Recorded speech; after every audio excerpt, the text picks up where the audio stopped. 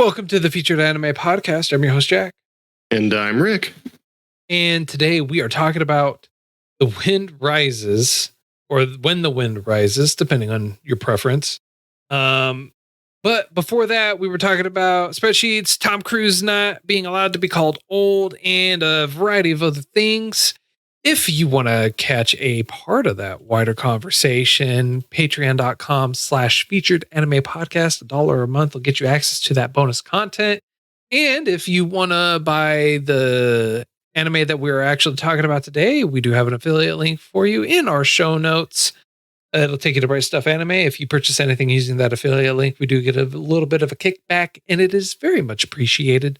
And now, onto the meat and potatoes. When the Wind Rises aired in July 2013. Producer for it is Nichion. The studio for it is Studio Ghibli. The source for it was a manga. The genres for it are drama and romance and historical, with a duration of 2 hours and about 6 minutes long. When the Wind Rises starts off and really focuses on the life from when he's a kid, with a lot of time skips all the way up through his adult life or into his adult life. It's about a airplane engineer named Jiro Horikoshi. And it follows his life. Now, while he is a real person, the manga and more so the movie takes liberties and changes up some facts about his life. So they take an artistic approach. The real Jiro did not actually have a sister. He had a brother. And he had a lot more insecurities and internal turmoil and issues with himself psychologically, more than what the show actually or movie gives. However, the movie does get right that he was very much infatuated and in love with planes. That's actually really interesting. I didn't realize that this was based off of, even loosely, a true story. Yeah, he is based off of a true story. What's also kind of interesting too is they take some artistic liberties and they kind of, and this is where Miyazaki's really comes into play. Believe it or not, Miyazaki is also a lover of planes, from what I remember reading about him and everything like that. He's hence Ghibli's an Italian plane. One of the things though that Jiro never referenced, talked about, or anything like that about a Caproni, which is a Italian plane inventor or aircraft pioneer, if you want to call him that. Jiro never talked about, referenced, had dreams about, or anything like that. One of the interesting things about this anime, though, is it during key key historical events, they take a very lighthearted approach to it, I want to say. Okay. What do you mean?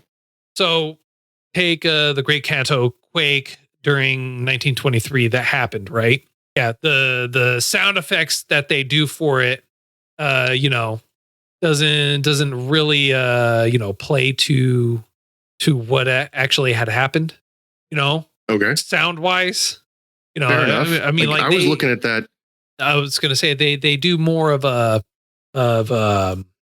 they do kind of that historical viewpoint of it, right? Where they use exaggerated sounds or effects that were actually created by persons. So breathing and blowing into the microphone, trying to create the sound effects of the fires or the earthquake and the rattling and the train and everything like that, I feel like, to try and kind of lighten up what's actually happening.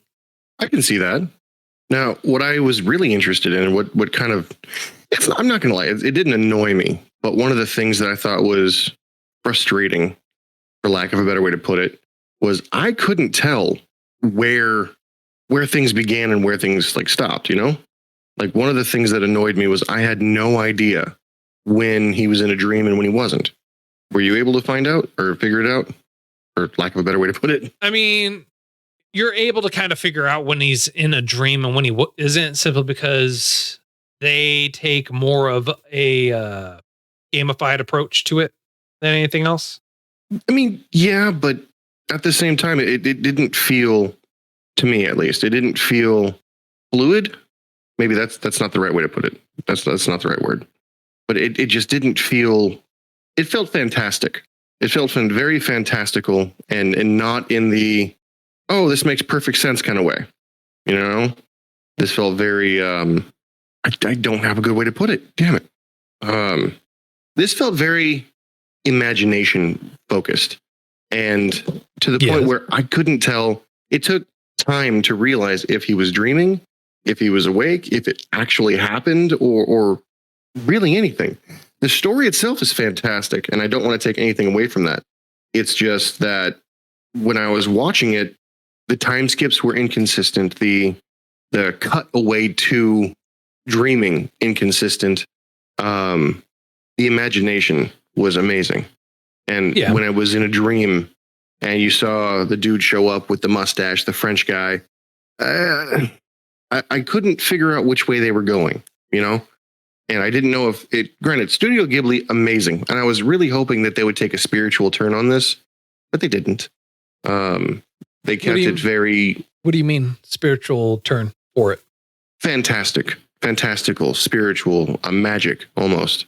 The only thing that was magic, in my opinion, was the different designs of planes that actually were thought of and actually were like, hey, this could work.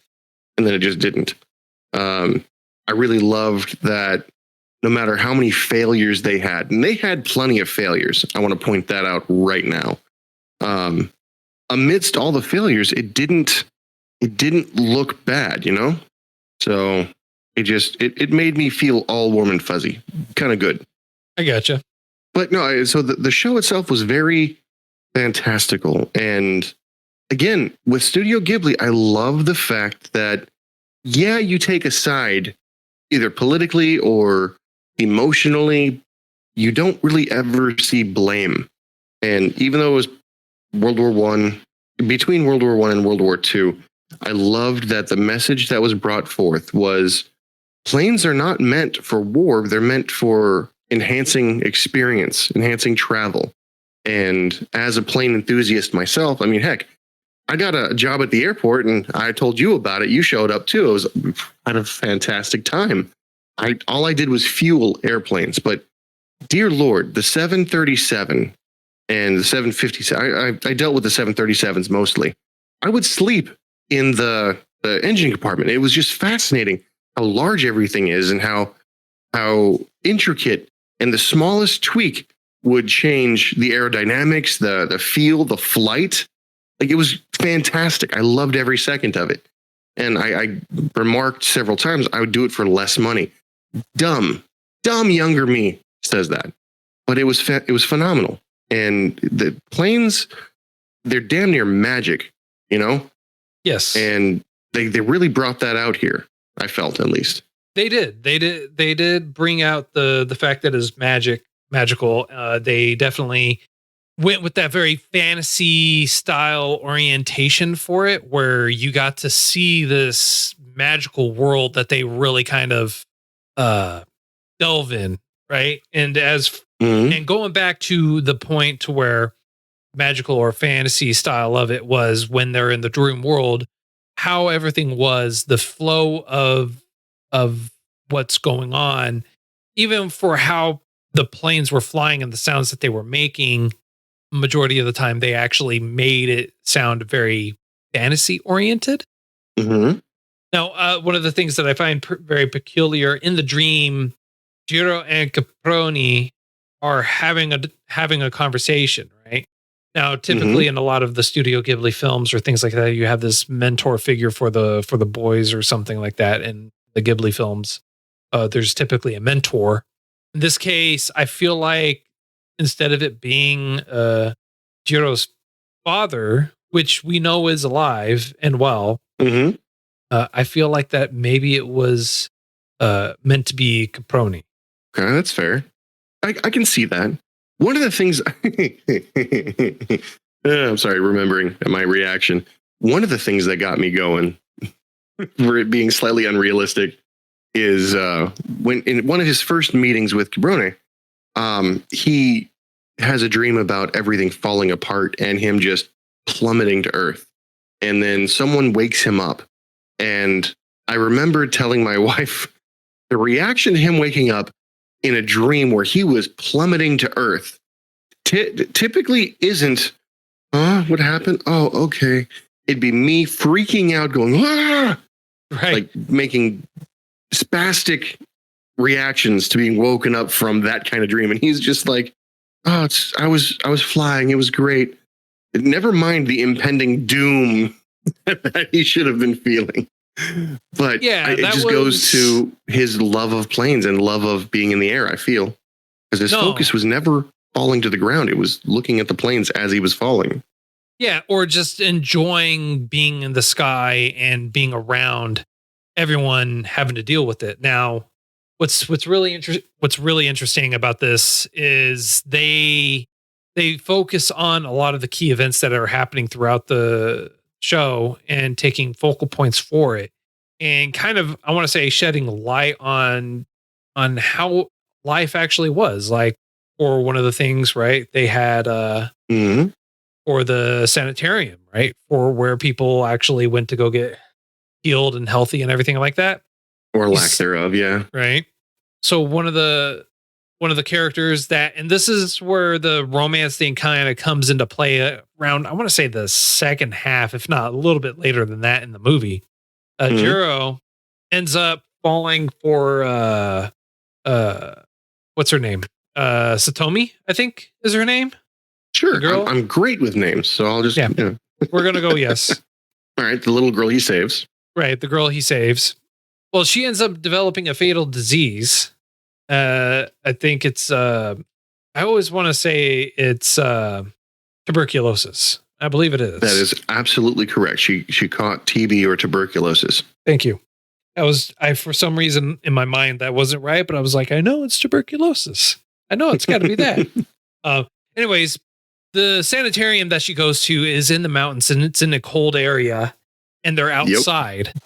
And that was, that was that was cutting edge in the late 30s, early 30s, cutting edge for trying to health. And the mentality behind it too was just really outrageous.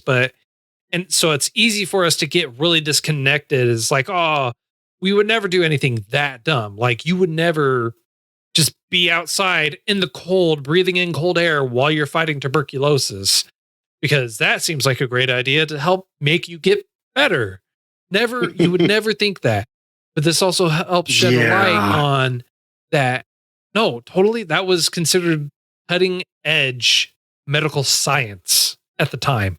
And it's also easy to think, oh, that was hundreds of years ago. And it's like, well, no, not quite.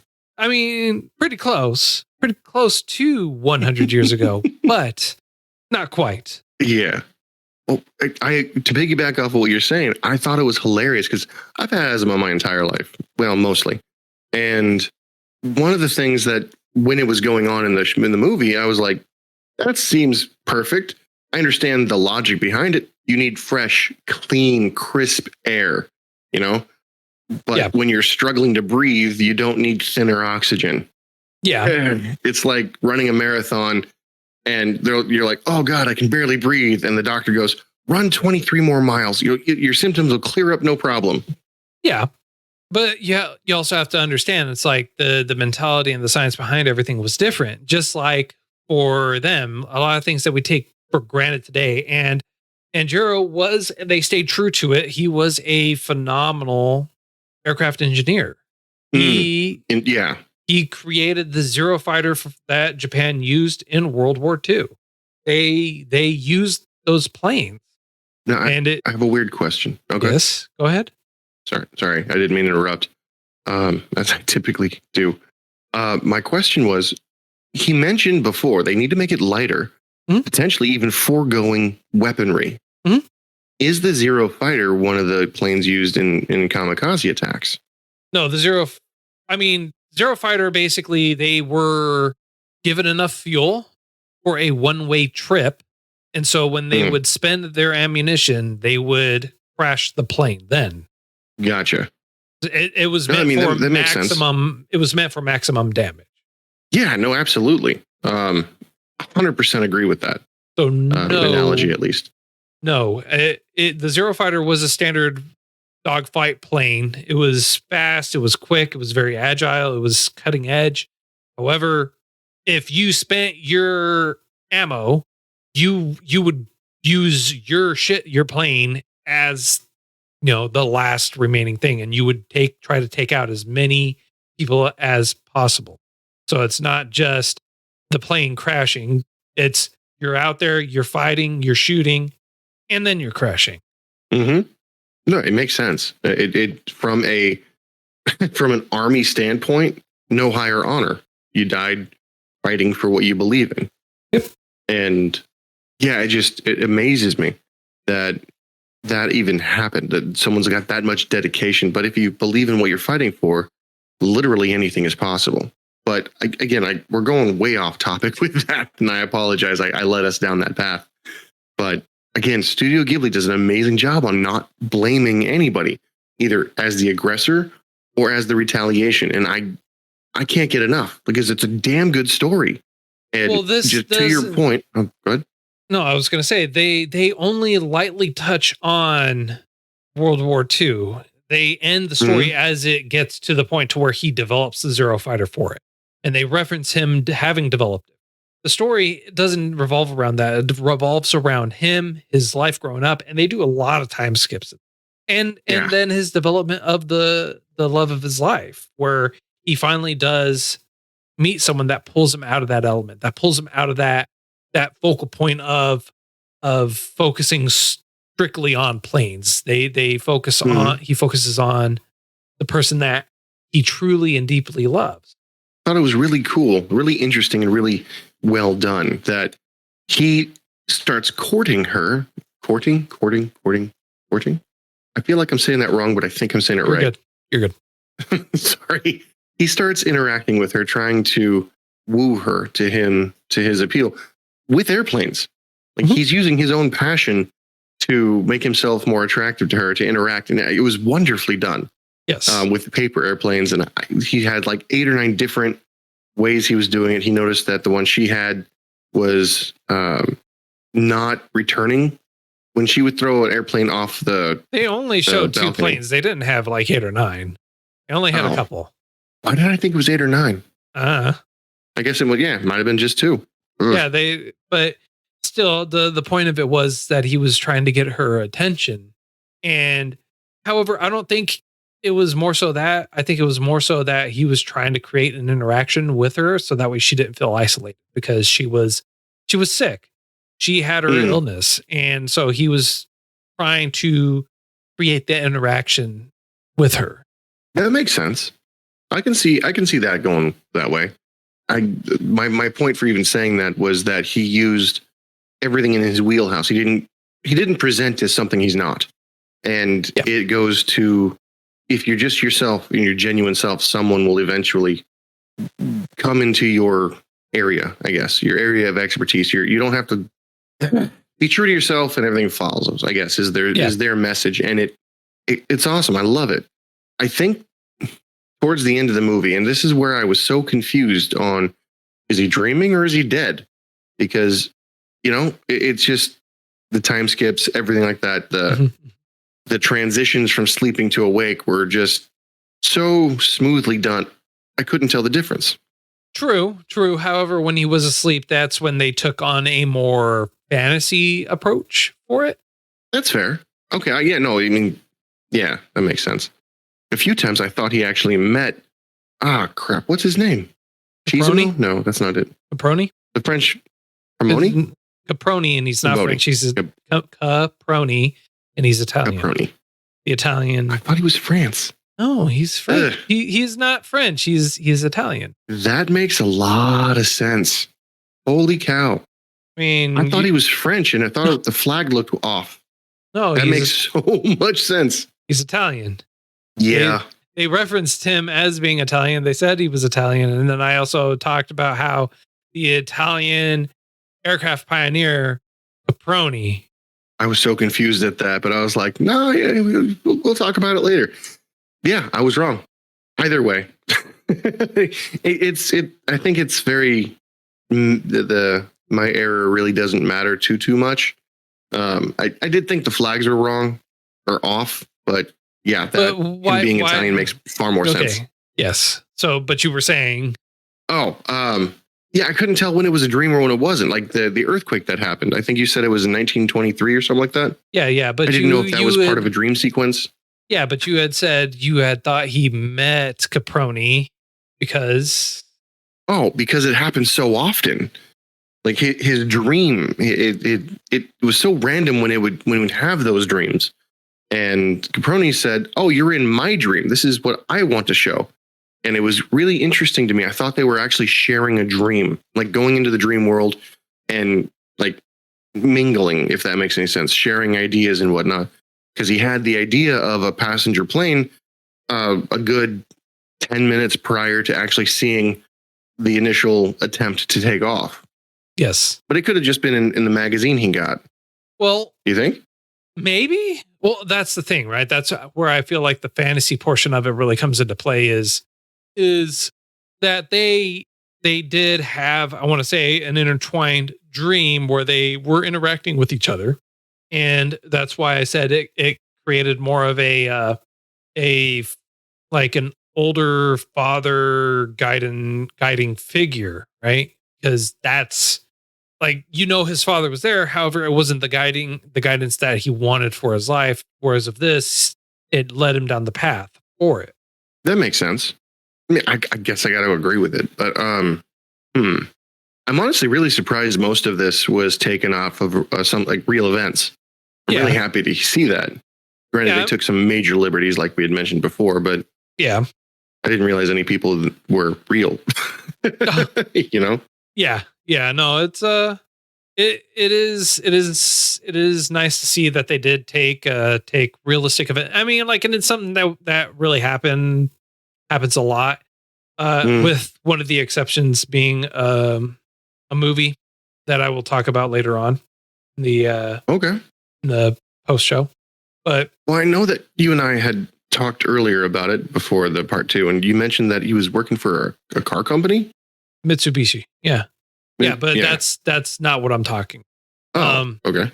Like and Jiro did work for Mitsubishi, and they did develop the Zero Fighter for it. So this how he was though in real life, again, it really doesn't do it justice, right? Because he was in real life, he was a lot more timid.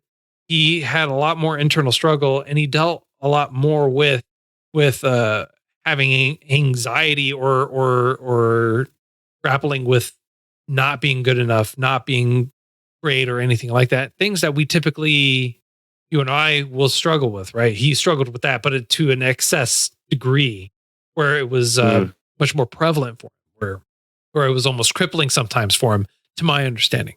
Whether or not that's true, whether or not I'm right is another story entirely, but that's my understanding of it. Great men in history typically have great struggles to go through. Greatness doesn't always present itself. You have to fight for it, I mean, like, sometimes greatness does present itself in some fashion. Like being isekai'd into another world and being all powerful right away. But that's beside the point.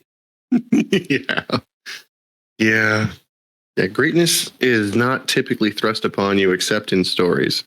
I find this story, now that you've given me a little bit more context on it, inspiring a little bit, because I love planes. I do. They're fantastic. They shouldn't fly, but they do. They're honestly, in my opinion, a modern marvel that if I had more free time and I had a lot more money, so I didn't have to focus on advancing my career, I would probably do a lot more with planes, either not necessarily as models, but flying the airplanes. Like you and I did that. No, it wasn't you. But I mean, it's one of those things that I feel like it's a luxury to have that in that fascination and being able to act on it, Yes. Yeah. And that really comes through here, especially for Jiro. I mean, like, they show his passion, his love for it. And it's something that anyone honestly can really rally behind and get it and understand, because every one of us all have a passion or something that we're really passionate about that we could just get lost in doing for hours on end, nonstop, no matter what. And it's honestly, it's comforting to see that they focused on someone on a show that is very passionate about something like that to a degree to where you can understand it. Like when you love doing something, you will get lost doing it for hours. Yeah. Time flies when you're having fun. And if you're passionate about something, it's nothing but frustration and fun. Yeah. Yeah. I feel it's the same coin on different sides. Yep. It's wonderful. I don't have too much more I could. Yeah, it's a great movie, but it's a great movie. Has a good story, has a lot of meaning to it, but it's very shallow. It's a lot of it's very surface. There's not a lot of it's not super heavy in dialogue. Now, if you want something that visually looks great, it's very visually appealing, this is it. You will get that. And you can see a lot of, especially I want to say between this and Howl's Moving Castle, you can see a lot of similarities in between the two when it comes to certain designs or character animations and things like that. The design between these two are very, very similar when it comes to some things. So it's easy to kind of get lost in it. Yeah. So I guess this would be if you wanted more real world visuals. Instead, like Howl's Moving Castle was very fantastical, whereas this is very practical. Yes. Most of the time. Yes. Except when you're in a dream sequence. Yes. So real quick. Sorry. Go ahead. So really quick, what do you have in any of the fantastical designs that happened in the movie, in the dream sequences? Do you have any particular planes that stand out as being comically engineered or quite interesting? To give you an example, I'll tell you mine. The passenger plane, that the bottom was a soft bottom, and specifically mentioned the Cambroni was like, hey, if you guys keep moving around, you're gonna fall out. And I thought that was hilarious. Well, I don't think that it was necessarily because it was a soft bottom. I think it was just because of how rowdy they were being. Well, that's not as fun as how I was thinking it. I was thinking in my head, like, how is it going to land? It's got a soft body. You're just going to roly-poly everyone out. I mean, it's a dream, so they're all going to survive, but yeah. I thought it was awesome. Yeah. What's also really great is they show the effects of him developing, creating, designing planes and everything like that. And they also give you some really kind of harsh viewpoints. Would you, and as Caproni puts it in there, he goes, would you rather live in a world with pyramids or without pyramids? Right? Yeah. With pyramids, like you get to do what you love. You get to see this, get to create this wonderful piece of machinery. Understand that there are going to be people or instances where it's not just going to be just for flying. It's going to be used for horrific acts. Mm-hmm. Or if you want to have a world without pyramids, where that's not going to happen, you're not going to have the world where you have the planes and the flights and everything like that. So you have to make a choice. What kind of world do you want to live in? And let that be your guidance. Like, you want to live in a world where creating the objects that ultimately bring you joy and happiness, or do you want to create a world where those objects do happen to be, but understand that that's deep. Not everyone's going to want to have it. That's deep as heck. Jeez, Lord.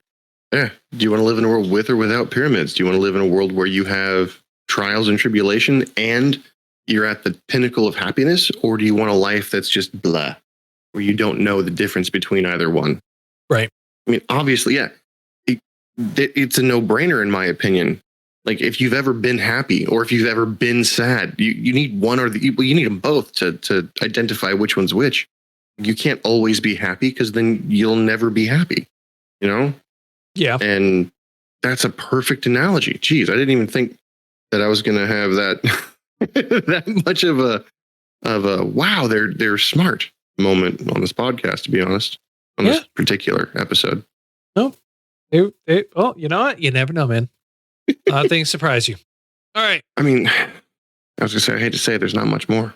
Right. So, on a scale of up to 10, sir, how would you rate this? Well, before I spoke to you, I was walking in at a solid 9. However, you did bring up a lot of things that were problematic with either the story or the show itself. So I'm going to reassess at a 7. It's something I would recommend watching to somebody else. It is something I would be more than happy to watch again, but I don't think it's something I'd want to watch more than twice, because it is so simple in its delivery. There's not much depth. A second viewing is just going to remind me of what I watched before. You know, it's not going to give me any new insight. Right. Yeah, I'm giving it a 7. Giving it a 7. Okay. Mm-hmm. I'll actually. Music was amazing. I'll actually mirror you on that, and the reason why I'm going with the 7, it's a great show or movie rather. It's very entertaining for what it is. It is shallow in substance. However, this is kind of a movie that I could put on in the background and just have playing while I'm doing something else. It's something that after having watched it once, I already know roughly what's going to end up happening. So I don't need to really pay attention to it, you know? That makes sense. So it's something that's great for background noise is what I'm saying. Okay. Something you don't really need to pay attention to. Right. I did notice that it did offer an English version. Did you watch the English version or the subtitled version? Both. With original audio? Both. Both. Both. Jeez. I was gonna say, so you really know that a second viewing doesn't really help too much. Yeah. But honestly, both are good. You could watch either one and it'll be fine. I mean, like, honestly, it was licensed by Disney and brought it over here into the US. So you know that they put money into it for the talent. That makes sense. Okay. I was gonna say, I saw it in English. I didn't realize I realized there was one in subtitles, but I had already made the purchase, so I own it now. So there you go. That's gotta tell you something. Yep. Well, that's all the time that we have for today. Thanks for hanging out with us. If you feel like maybe I should tell you, do you feel like I should tell you what we're watching next week, Rick? Yeah. We're going to be watching a recommendation from Jeb in our Discord server. It's called RIddle Story of Devil. Aside from the name, I know nothing about it, so it'll be interesting to see what comes of it. That's all the time that we have for today. If you feel like we got something right, something wrong, did too much justice, not enough justice, just plain old being ridiculous, feel free to let us know. All our contact information and everything like that are in the show notes for you. You can also go to our website, featuredanimepodcast.com. If you want to hear some of the pre and post show content that we usually do, you can go to patreon.com/featuredanimepodcast. $1 a month will get you access to that bonus content. And we do have an affiliate link for you in the show notes. It'll take you to Right Stuff Anime directly to where we actually, where you can buy the movie that we just talked about today, and it'll help support us. Of course, anything that you buy using that link will get us a little bit of a kickback, very much appreciated. And if you want to buy some of our own swanky swag, you can go to shop.featuredanimepodcast.com. And until next time, I'm Jack. I'm Rick. And we hope you fly with us next time. Later.